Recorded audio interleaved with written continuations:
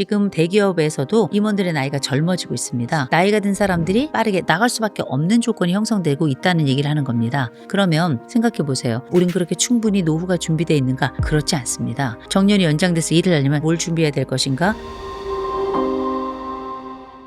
안녕하세요, 한석준입니다. 이 시대 지식인들의 순도 높은 지식을 전하는 시간, 오늘은 그 많은 고민들을 시원하게 풀어주시는 분이죠. 숭실사이버대학교의 이호선 교수님과 함께합니다. 어서 오십시오. 안녕하세요. 반갑습니다. 이호선입니다. 교수님께서는 사실 원래도 유명하셨지만 TV 프로그램 그 이혼 숙녀 캠프 이후에 정말 많은 분들이 이호선 교수님께 상담을 받고 싶다. 상담소에 전화 연락, 이메일 연락들이 끝도 없이 이어질 것 같긴 합니다. 어떻게 해서 정말 그 짧은 순간에 부부의 문제를 그렇게 빨리 파악을 하시는 건가요? 짧은 시간에 어떤 문제를 풀어가는 문제는 사실상 구조를 보는 눈이 있으면 어느 정도는 가능합니다. 구조를 본다는 건 이 집을 누가 장악하고 있는지, 장악하고 있는 핵심적인 에너지의 근원이 어떤 것인지, 그리고 나머지 사람들이 어떤 방식에 있어서 이 에너지를 따라갈 수밖에 없는 것인지, 이런 것들을 이렇게 눈에 보면 알 수 있거든요. 그리고 또 한 가지, 저는 공감만이 답이라고는 생각하지 않습니다. 공감이 굉장히 중요한 상황에서 의미 있는 기술이긴 하지만 동시에 이 공감이 사람을 망칠 수도 있는 거예요.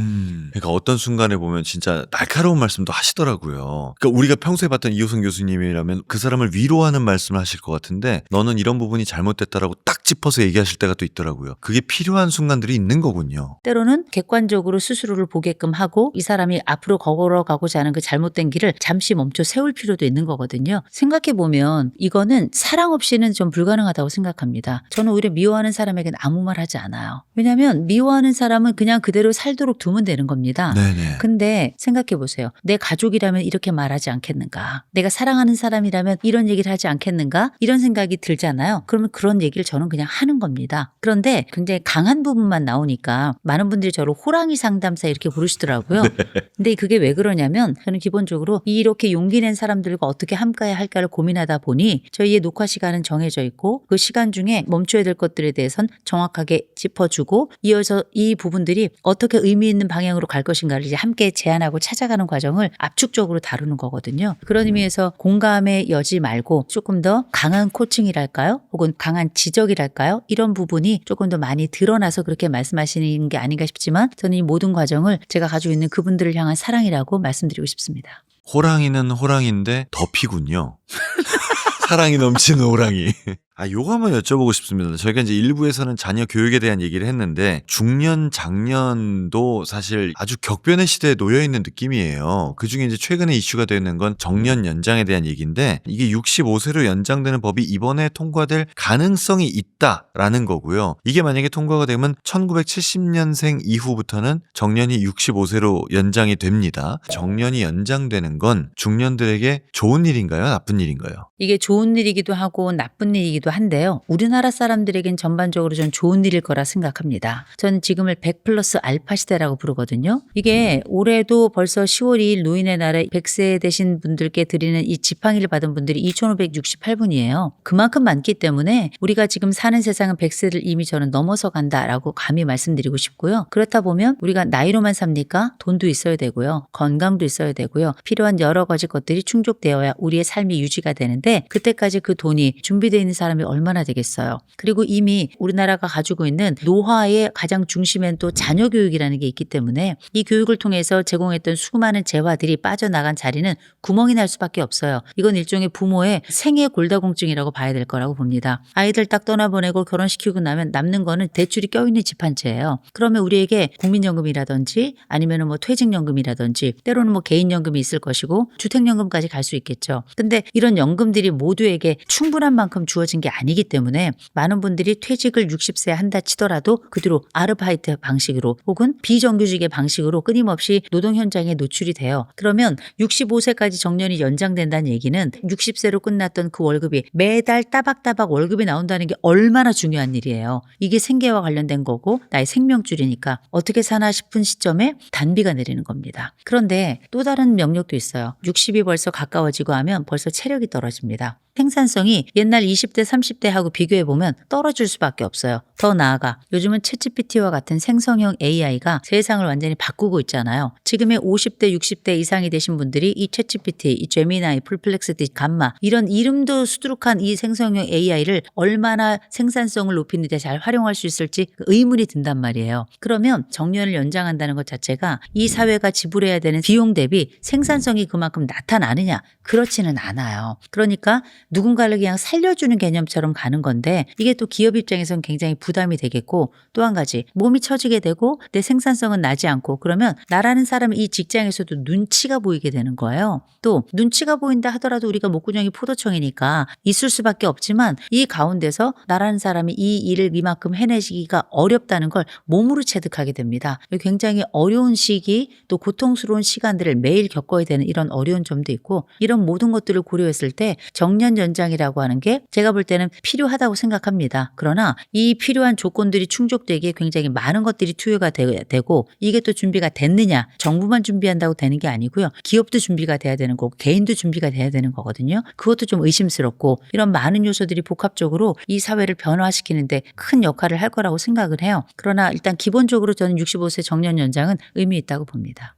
이게 단순히 안정적인 월급을 더 받고 덜 받고의 문제가 아니라 사회에 어떤 일반적인 개념이 좀 달라질 것 같아요. 노동의 그림이 달라지는 거죠. 젊은 사람들은 일을 하고 나이 든 사람들은 퇴직 이후에 노후의 삶을 살아가고 이게 이제 사회의 그림이었는데요. 이제는 나이 든 사람들도 계속 일을 하는 그림이 만들어지는 거고 그리고 이렇게 그림 자체가 달라진다는 얘기는 노동시장의 변화 자체는 사회 구조의 변화를 이야기하는 거기 때문에 이때 우리가 알고 있는 연금에 대한 수령도 달라질 거고요. 노인에 대한 연령도 달라질 거고요. 사회보장제도에 대한 여러 지점도 달라지게 되는 거잖아요. 구조의 전반적인 개혁과 변화가 발생하는 거기 때문에 이게 단순 문제는 아닌 거고 또 가족의 변화도 더 많이 나타나게 됩니다. 아버지가 65세까지 일해. 그러면 아들이 돈을 버는 시기가 옛날보다 뒤로 밀렸잖아요. 지금 그렇죠. 옛날에는 20살이면 돈 벌러 나갔어요. 근데 어느 순간부터 한 25, 26세 가더니 지금은 30, 33 이렇게 막 넘어가더라고요. 만혼의 시기처럼 취업의 시기도 늦춰지는데 부모의 정년 연장이 자녀들이 가지고 있는 기본적인 자기 취업의 시기라 혹은 결혼의 시기를 늦추는데도 영향을 미칠 거라고 생각을 합니다. 굉장히 전반적으로 큰 변화가 발생하는 거죠.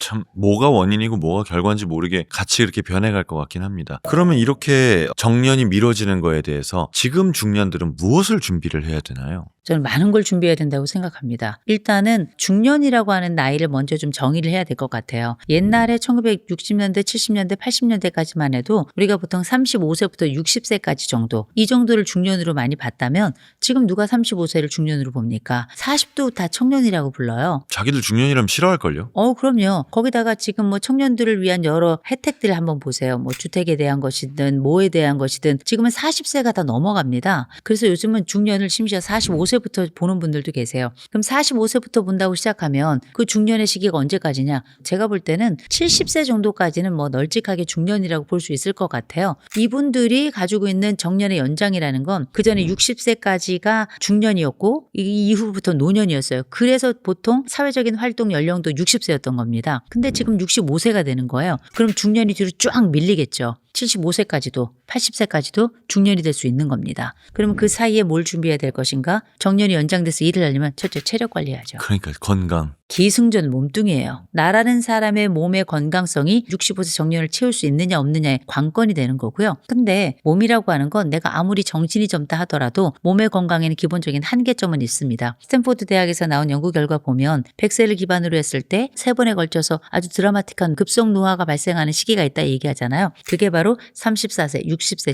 78세거든요. 이 60세라고 하는 게 몸에 있어서는 아주 중요한 핵심적인 변화를 가져온 연령이라고 볼 수 있고요. 더군다나 우리가 과거 60세가 뭐냐면 환갑이에요. 환갑이라는 게 일종의 통과의례 같은 거라 가지고 심정적으로 예비 노인으로서 자기를 준비시키는 과정, 이 굉장히 중요한 역할을 하는 거거든요. 그러면 이제 심리적 환갑의 나이가 65세로 바뀌는 거예요. 그래서 이때부터는 뭘 해야 되는가? 65세까지 사회적 친구들도 계속 연장이 되는 겁니다. 그래서 친구 관리도 조금 더 개념이 달라져야 될 것 같고요. 또 한 가지는 돈에 대한 관리가 굉장히 달라져야 돼요. 돈이 참 어렵죠. 돈은 정말 답이 없거든요. 근데 어떻게 보면 정년이 연장이 된다는 건 굉장히 좋은 소식이기도 하죠. 어쨌든 매달 들어오는 돈이 있기 때문에 우리의 노후 준비는 그 이후로 밀리게 되는 겁니다. 그러면 현재 쓰는 비용이 훨씬 더 증가해요. 근데 생각해 보세요. 현재 쓰는 비용이 증가하게 된다는 얘기는 소비는 그대로 늘어나면서 의료 비용이 마찬가지로 늘어나는 거라서 전체 총 내가 사용하는 생활비가 증가하게 됩니다. 그래서 내가 중년이 연장돼 최종적으로 정년이 연장돼 이 두 개의 의미가 함께 가져간다는 건 이제 60세부터 65세 사이 늘어난 5년만큼의 돈 준비를 따로 하셔야 되는 거예요. 그리고 60세가 딱 지났을 때 대부분의 사람들이 이 의료 수가가 많이 올라가거든요. 그 얘기는 뭐냐면 많이 몸의 변화가 일어나기도 합니다만 일이 멈추는 시기였기 때문에 그래요. 그럼 이게 65세로 넘어가면 그때까지 어쨌든 내 건강을 붙들고 가겠죠. 그러나 65세 이후의 건강 상태는 60세 일을 마쳤을 때보다 더 안 좋아지게 갑자기 떨어지게 된단 말이에요. 이때 내 몸에 대한 관리뿐만 아니라 의료 비용에 대한 것들은 그 퍼센티지를 달리 또 지정해서 준비를 해야 되는 거죠. 또 중년으로 살아간다. 그 얘기는 부모가 능력이 있을 때 자식의 의존도는 조금 더 커질 수도 있는 겁니다. 아이들이 우리 집에 훨씬 더 오래 머물 가능성이 있다는 걸 기억하셔야 돼요. 이제 늙어가는 아이들이 우리와 함께 흰머리를 뽑아가면서 같이 살아가야 되는 거고 염색을 해가면서 같이 살아가야 되는 이런 상황이 생길 수가 있습니다. 그래서 잘 준비하고 잘 분리하는 이런 준비도 이제 해야 되는 거죠.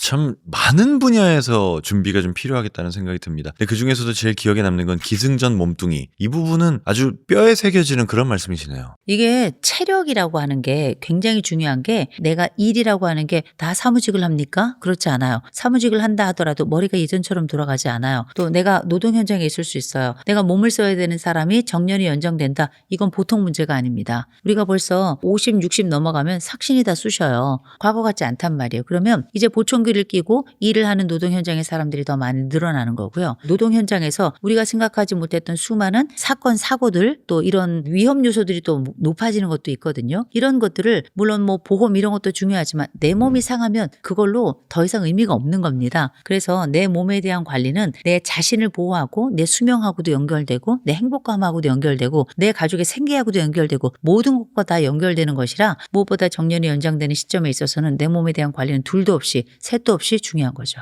제가 이제 올해 우리 나이로 51세인데 이제 제 주변 친구들 보면 지금까지 첫 번째 직장이었던 대기업에 잘 붙어 있는 친구들도 뭐 언제 나가라고 할지 모르겠다라는 생각들을 하고 이미 나간 친구들도 있고 그렇거든요. 50세가 넘어서도 제2의 인생을 위해서 뭔가 새로운 걸 배우는 게 가능하다고 보시나요? 당연하죠. 그래요? 제가 기업 강의를 가잖아요. 기업 강의는 여러 차원으로 나눠져 있습니다. 일반 사원들 대상으로 하는 강의가 있고요. 중간관리자 강의가 있고요. 임원들 관리가 있어요. 그러면 이런 임원들에 대한 강의를 하러 가잖아요. 깜짝 놀랍니다. 40대예요. 거기 앉아있는 분들 중에 제가 나이가 제일 많아요. 그만큼 지금 대기업에서도 임원들의 나이가 젊어지고 있습니다. 그 얘기는 뭐냐? 나이가 든 사람들이 다들 빠르게 나갈 수밖에 없는 조건이 형성되고 있다는 얘기를 하는 겁니다. 그러면 생각해 보세요. 우리가 그 뒤로 우리는 일을 안 해도 되는가? 우린 그렇게 충분히 노후가 준비되어 있는가? 그렇지 않습니다. 그래서 지금 현재 알려진 바로는 작고 큰 아르바이트 이런저런 일로 소득을 만들기 위해서 노력하는 분들의 연령까지 치면 내가 싫으나 좋으나 83세까지 일을 해야 되고요. 근데 이건 뭘 얘기하냐면 일을 하는 것도 굉장히 중요하지만 이 세상이 달라지면 일도 배워서 해야 되는 세상인 거예요. 그러니 우리는 내가 40이 됐건 50이 됐건 제2의 직업, 제3의 직업, 제4의 직업을 수명이 늘어난 만큼 준비를 해야 될 겁니다. 다만 AI 전문가들이 이렇게 이야기를 하죠. 이래는 놀이의 시대가 시작됐다. 왜냐? 노동 현장이나 생산 현장에서는 로봇들이 대부분 하고 여러 조직 체계나 이런 것들을 또 AI가 짠다고 하니 노동할 수 있는 인간이 영역을 잃기도 하지만 이제 더 이상 노동을 하지 않아도 되는 세상이 올 것이다. 이렇게 얘기를 하거든요. 근데 그건 조금 한참 지나야 되는 세상이에요. 우리 지금 지식인사이드에서 이 컨텐츠를 보는 분들은 대부분 아직 5년에서 10년까지는 내 노동을 해야 되는 사람들입니다. 그렇다면 뭘 해야 되는가? 공부해야죠. 어떤 공부요? 제일 첫 번째 저는 챗GPT 공부하시라고 말씀드려요. AI를 공부해라. 그럼요. 왜냐하면 우리 한석준 아나운서도 마찬가지고 저도 마찬가지고 다 20세기 인간들입니다. 그때 우리는 산업혁명을 거쳤고 그걸 통해서 활자의 시대, 글자의 시대를 살았어요. 우리가 글을 아는 것과 모르는 것 사이의 차이가 얼마나 커요. 그게 20세기의 생산성의 차이입니다. 그런데 21세기는 챗GPT를 쓸 수 있는가 없는가가 글을 아는가 모르는가 정도의 격차를 내요.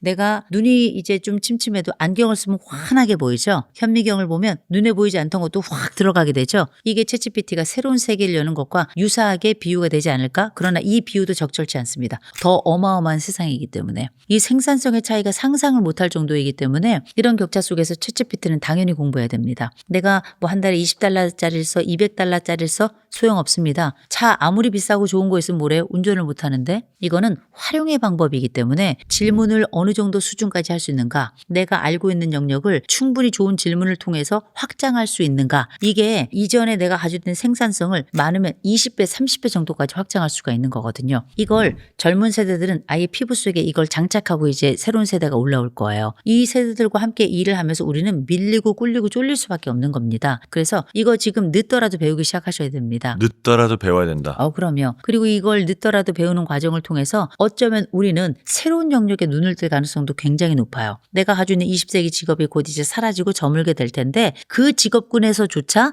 이제 나이든 나를 쓰지 않는단 말이에요. 그렇다면 챗GPT라는 영역을 통해서 우리는 새로운 세계 속에 들어가고 새로운 일을 찾을 수도 있을 거라는 거, 그 말씀을 먼저 드리고, 두 번째 기억하실 건 우리가 이런 챗GPT와 같은 것들을 잘 활용하면 좋겠지만 우리에게 그 일자리가 올 가능성은 대단히 낮아요. 특별히 나이 들어간다는 건 새로운 영역에서 더 빠른 적응을 하는 사람을 요청하기 때문에 이런 적응 자체가 늦어진 사람들을 이 영역에서 쓰는 건 쉽지 않습니다. 그럼에도 불구하고 너무나도 재밌게 최근에 아주 이상한 현상이 벌어지고 있어요. 경력직을 쓰고 있다는 겁니다.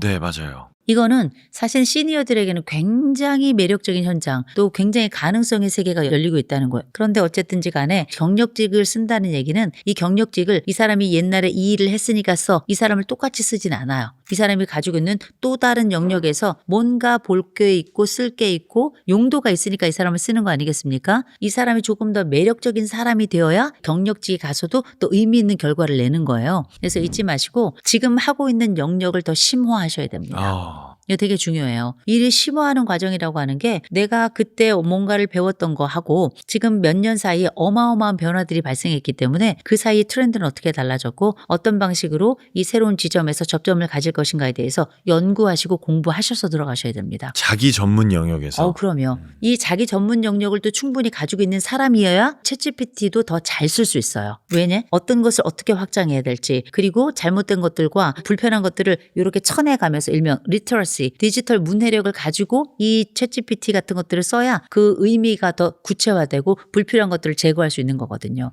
아는 자에게 더 많이 보입니다. 마지막 하나는 낯선 것에도 눈을 좀 돌리셔야 돼요. 낯선 것에. 왜냐하면 우리가 지금은 융합의 시대라고 이야기를 하죠. 근데 우리가 결정적 지능이라는 영역이 있습니다. 우리가 타고난 지능 말고 지식이 늘어나면 늘어날수록 증가하는 영역, 또 경험이 늘어나면 늘어날수록 증가하는 영역이에요. 이걸 우리가 과거엔 지혜라고 불렀어요. 지금 이걸 메타인지라고 불러요. 이 메타인지라고 하는 걸 아주 보수적으로 정의를 내리면 전 이렇게 내려요. 어떤 문제가 터졌을 때 이 문제를 해결하기 위해 내가 동원할 수 있는 인지의 총량. 이 얘기는 뭐냐면 우리는 어떤 문제가 터졌을 때 내가 아는 것 범위 내에서 이것을 재조합해서 이걸 해결한다는 거죠. 그래서 사람은 자기가 갖지 못한 걸 남에게 줄 수 없는 거예요. 우리가 가지고 있는 새로운 세계 속에 들어가려면 새로운 것들이 끊임없이 들어와서 나를 확장해야 되는 거거든요. 근데 거기에는 내가 아는 영역도 있어야 되지만 모르는 영역을 통해서 내 인생의 기쁨을 발견하는 방법을 찾으셔야 돼요. 사람은 말입니다. 자기 기쁨이 없으면 다른 사람의 기쁨을 견뎌내기가 어려워요. 다른 사람의 즐거움을 받아들일 수 있고 그걸 기쁘게 볼 수 있는 건 내 기쁨이 있을 때 가능한 거거든요. 전 이거를 다른 말로 취미라고 부르고 싶어요. 이건 새로운 방식, 내가 직업이 아닌 것에 대한 새로운 기쁨의 공부라고 전 생각을 해요. 이 기쁨의 공부가 없는 사람은 자기의 일에 대한 기쁨도 없는 사람입니다. 그래서 할 수 있다면 내가 알고 있는 전문 영역 말고 내 인생의 즐거움을 위한 새로운 공부, 도전 이런 것들을 좀 시작해 보시라 말씀을 드려요. 그래야 일할 때도 재밌고요. 챗GPT 할 때에도 내가 꿀린다는 생각보단 또 다른 나의 기쁨 속에서 잘 안 되는 것들도 견디는 힘을 갖게 되는 거거든요. 이런 걸 이제 심리학에서는 프리맥 효과라고 불러요. 이를테면 우리가 중간고사, 기말고사 너무 보는 거 싫지만 이거 잘 견딜 수 있는 이유는 이거 끝나고 미팅하니까 이 기대와 기쁨을 가지고 견디는 거 아니겠습니까? 나의 기쁨과 기대와 요 즐거움을 있는 사람은 나머지 고통의 긴 시간을 견딜 수 있는 거예요. 취미라고 하는 것, 나머지 챗GPT나 기존의 경력들을 심화해서 이걸 공부하는 것만큼 중요하다. 이 말씀을 드립니다. 그 나이가 들수록 느끼는 것 중에 하나가 인간관계를 잘 유지하는 것도 아예 새로운 관계를 만드는 건 더 힘들기도 하고요. 중년 이상의 친구들을 보면은 자기 정말 만나고 있는 정말 소수의 친구들 또는 가족 이외의 사람은 안 만나는 사람들도 있거든요. 이렇게 하면 조금은 위험합니까? 안전하기도 하죠. 왜냐하면 검증된 친구들이니까. 네. 위험 요소는 없습니다만 발전도 없을 거예요. 늘 만나는 그 친구가 그 친구고 그 친구들 이외에는 또 다른 관계가 없으니까 우리가 관계에 대해서 이런저런 말씀을 드리면 첫 댓글이 뭐냐? 혼자가 제일 편하다. 이렇게 많이 하시는데 아니 혼자가 편하신 분들은 그렇게 사셔도 괜찮습니다만 남과 함께 있지 않으면 나를 알 수 없어요. 낯선 자가 나에 대해 가장 정확한 걸 보여줍니다. 나에 대한 반응 이런 것들. 이를테면 나와 늘 익숙한 친구들은 내가 슬리퍼를 신고 나가건 아니면 한겨울에 반팔을 입고 나가든 신경 쓰지 않아요. 낯선 사람들은 내가 공식적인 자리에 슬리퍼를 신고 나가면 인상을 찌푸리고 내가 겨울에 반팔 입고 나가면 괜찮은가? 걱정스러운 눈빛으로 쳐다보죠. 이 많은 것들이 뭐냐면 제2, 제3의 시선은 나를 내가 보는 것과 다르게 볼 수 있다는 겁니다. 나를 용납하는 세상 속에서는 내가 늘 오케이인 사람이지만 나를 용납하지 않거나 내가 낯선 세계 속에 들어가면 내가 not okay일 수도 있는 거예요. 그거 객관화라고 부르는 거죠. 그래서 늘 익숙한 세상 속에서는 자기 객관화가 안 되는 겁니다. 더 큰 세계 속에 들어가야 자기 객관화가 되어야 나란 사람이 누군지 아는 거예요. 낯선 사람들과 조우를 한다는 게 참 위험한 일이기도 해요. 그 사람이 어떤 사람인 줄 알고요. 그런데 그 사람들이 나에게는 굉장히 중요한 새바람이에요. 신선한 바람을 부여해주는 사람입니다. 내가 미처 생각하지 못했던 걸 그 사람이 말하는 것, 행동하는 것을 통해서 새로운 세계를 접점을 갖는 거고요. 그 사람이 사용하는 단어들이나 그 사람이 보여주는 태도를 통해서 그런 학습이 또 가능한 거거든요. 이런 모든 것들이 낯선 경험 없이는 불가능한 거예요. 그래서 우리가 흔히 어른들께서 견문을 넓혀라 이런 얘기 많이 하시는데 견문이라는 건 보고 듣는 거거든요. 보고 듣는 것은 익숙한 세계 속에서는 불가능한 겁니다. 그건 낯선 것에 다가가기 어렵다. 그중에서 친구가 그렇다. 사람 고쳐 쓰는 거 아니다. 이런 말씀 쓰시는데 저는 그렇게 생각하지 않습니다. 사람은 늘 변화하는 존재고요. 조금씩 달라지면서 우리는 좋은 사람이 되어가는 거잖아요. 사람 고쳐서 못 쓰는 거라면 나라는 사람도 못 고치는 겁니다. 나는 완전하고 나는 대단한 사람이라고 생각하지만 내가 다른 사람 고쳐서 못 쓰는 거야. 그 사람도 나를 그렇게 생각한다면 얼마나 서글퍼요. 그래서 나를 고칠 수 있는 방법은 익숙한 자가 아니고요. 낯선 자입니다. 나를 고칠 수 있는 방법은 익숙한 자가 아니고 낯선 자다. 네. 그래서 중년을 산다면 노년을 산다면 오히려 이때가 낯선 사람들을 만나면서 나를 수정하고 교정할 수 있는 그래서 정말 좋은 어른이 될 수 있도록 하는 저는 좋은 지표가 되고 하나의 좋은 모델이 된다고 저는 생각을 합니다.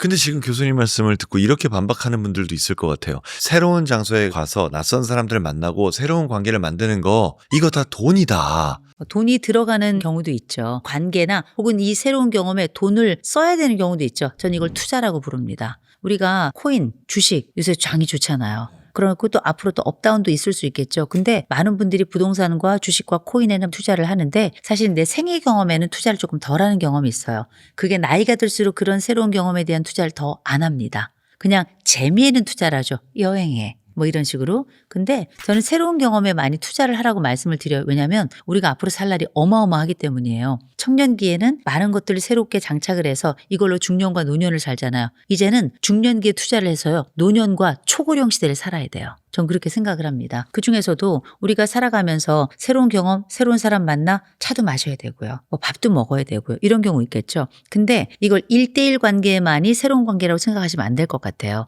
집단과의 만남도 있잖아요. 이를테면 공부하는 모임, 도서관이나 이런 데서 하는 새로운 강좌들도 있어요. 또 복지관 같은 데 가보세요. 여러 클래스들이 있는데 한 달에 10,000원 정도면 수많은 사람들과 반복적으로 그 관계를 만들어갈 수 있거든요. 그러네요. 그럼요. 요새는 우리나라가 인프라가 너무너무 잘 돼 있어요. 복지관뿐만 아니라 문화센터도 많이 있고요. 문화예술회관에서 여러 예술, 공연, 강연들, 무료 공연들 얼마나 많이 있습니까? 이런 무료의 관계들 속에서도 우리는 양질의 것을 취할 수 있다는 거죠. 그래서 내가 럭셔리하게 그런 모임에 들어가서 사교를 하고 싶다면 그렇게 하겠지만 우리가 학습을 하고 건강한 사람들과 건강한 관계를 유지하는데 그렇게 많은 돈이 드는 건 아니다. 또 이 사회가 수많은 인프라를 통해서 우리가 그런 많은 돈을 들이지 않고도 관계를 만들 수 있는 최적의 장소들을 많이 만들어놨다는 거 기억하시고 만끽하시고 활용하셨으면 좋겠어요.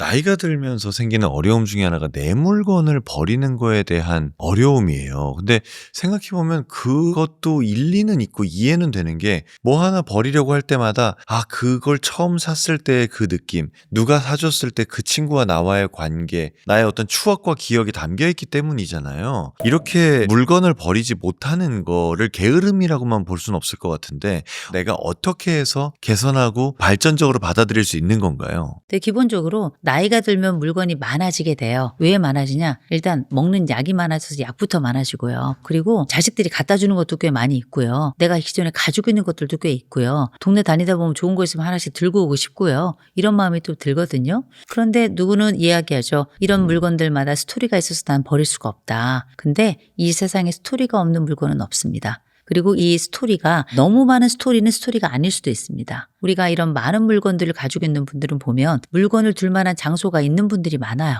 그래서 그런 분들은 그냥 두고 계세요. 괜찮아요. 다만 그냥 널브러뜨리는 사람들이 있는데 나이가 들면 정리를 하셔야 되는 게 걸려 넘어져요. 되게 중요한 거거든요. 이런 정리가 잘 안 돼 있고 또 미끄러운 곳들을 제대로 치우지 않고 않으면 반드시 사고 납니다. 그런데 중년에 한번 사고 나보세요. 여파가 정말 죽을 때까지예요. 그래서 정리는 기본적으로 생존이다 라는 말씀 먼저 드리고요. 두 번째, 정리는 기본적으로 정신건강입니다. 어느 정도 정리를 잘 하고 사는 사람들은 보면 정신이 건강한 경우가 많아요. 그런데 집이 너저분할 뿐만 아니라 일상을 정리를 잘하지 못하는 사람들은 보면 정서적으로도 문제가 있는 경우가 굉장히 많아요. 가장 대표적인 게 이제 우울감이죠.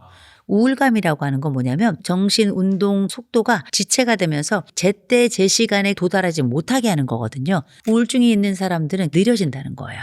모든 게 다 귀찮아지는 거죠. 이런 정신운동이 지체가 벌어지게 되면 대부분 사람들은 정리도 하지 않아요. 물건의 붕괴가 일상의 붕괴, 관계의 붕괴, 마음의 붕괴로 다 연결되어 있는 거거든요. 상대적으로 정리가 잘 돼 있는 사람들 같은 경우는 그 정리는 내 정신운동의 속도가 정상적으로 돌아가고 있다는 거예요. 필요한 시기에 그 물건은 필요한 자리에 넣는다는 것이고 내 마음도 그만큼 정돈이 돼 있다는 거거든요.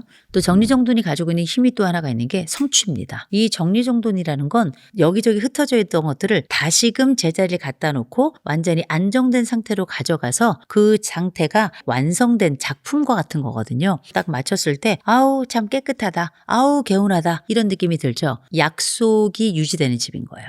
약속이 유지될 수 있도록 끊임없이 작고 큰 성취들을 통해 가지고 또 다른 사람들의 약속의 공간을 만들어 놓은 거거든요. 그러면 나는 물건 정리 잘 못해. 정리정돈이 잘 안 돼. 그럼 나는 이런 면에 있어서 다 무너지고 정신적으로 문제가 있거나 꼭 그런 것만은 아니에요. 너무 바빠도 못 치워요. 내가 너무 아파도 못 치워요. 내가 가지고 있는 몸의 상태에 따라서 이걸 치우지 못하는 상황도 있는 겁니다. 그래서 사람마다 조금 정의는 다를 수 있습니다만 우리가 생각하는 안정되다 그리고 편리하다 이런 수준의 정리가 좀 되기만 한다면 저는 큰 문제는 없다고 생각합니다. 집안에 쌓여진 물건들 기준이 있습니까? 버려야 된다, 안 버려야 된다. 어떤 기준으로 버려야 되나요? 그거는 배우자가 있으면 제일 정확하게 알 수 있어요. 배우자가 있잖아요. 이거 버리라니까 그건 버려도 되는 거예요.